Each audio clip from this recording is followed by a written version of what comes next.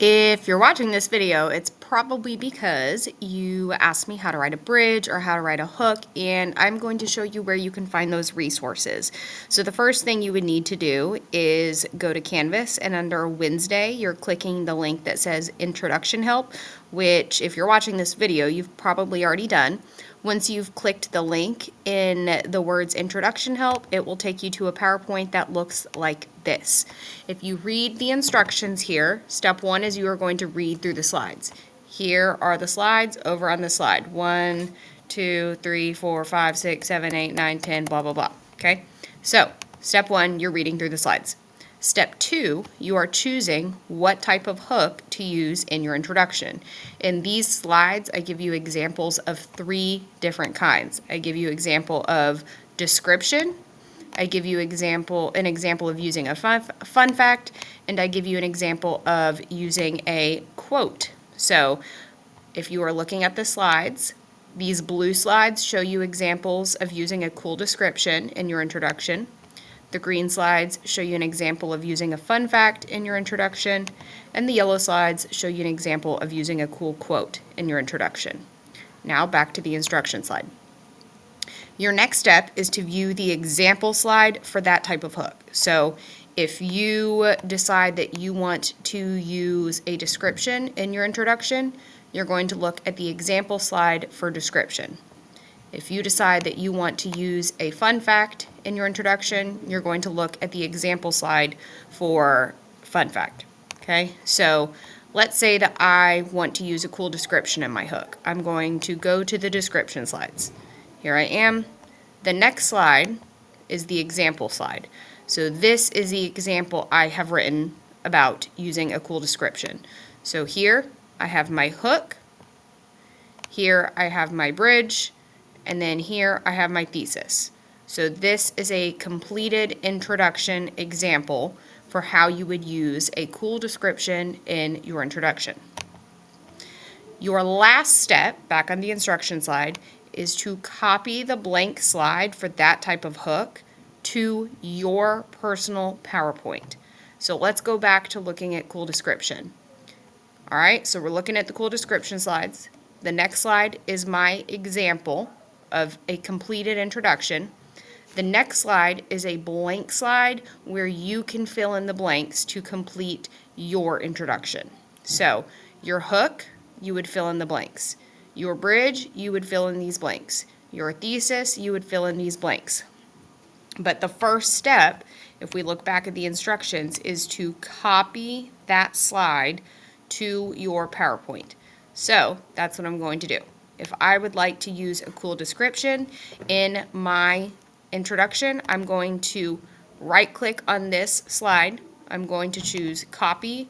Then I'm going to go to My Personal PowerPoint. Here is my personal PowerPoint. I am now going to my introduction slide, and I'm going to right-click and paste the slide I just copied. So, whoops. So now here it is. And I am going to fill it in. So I am writing my hook. Imagine, and then I'm inserting the name of an exciting activity here. So let's say imagine climbing the tallest mountain in the world. Period. Imagine feeling blank.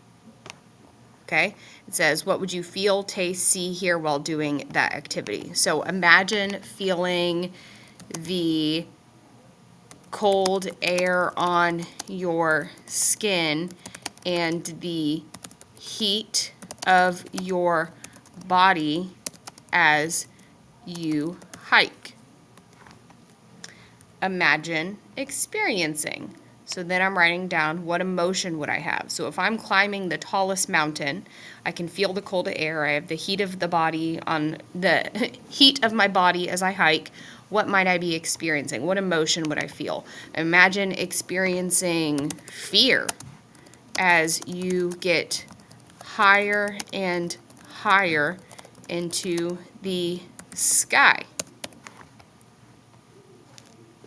As you wonder, what would I be wondering in this moment? I mean, if I'm climbing the tallest mountain in the world, I'd probably be wondering if I'm going to make it to the end alive. As you wonder if you will make it to the top alive. So there is my hook. Awesome. Now my bridge. I am not having to just come up with a bridge. I have a bridge here for you. You just have to fill in the blanks.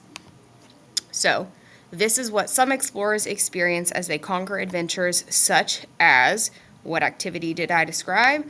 I described climbing a mountain. So we can call it mountaineering.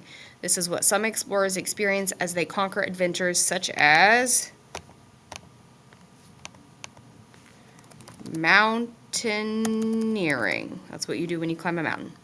They must show great blank. What trait did they need to accomplish the activity? So what trait would an explorer need to accomplish that activity I described, to accomplish climbing a mountain? They would probably need a lot of bravery, a lot of physical fitness, a lot of endurance. So they must show great endurance to achieve their goal, period. Two more characteristics, so my thesis now, two more characteristics a successful explorer must display are, and this is where I'm going to write down the two characteristics I'm talking about for my character tracker. So for me, I'm writing about determination and persistence. Those are the traits I chose off my character tracker. So that's my introduction. The only thing I now need to do is delete the words in red. The reason for this is because the words in red were the words I put there as instructions for you. So I'm going to delete anything highlighted in red. So delete, oopsies.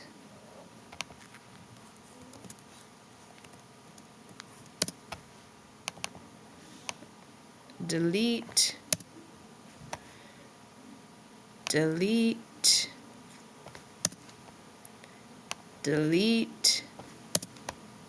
and finally delete. There's my hook. All right, now the bridge. Delete.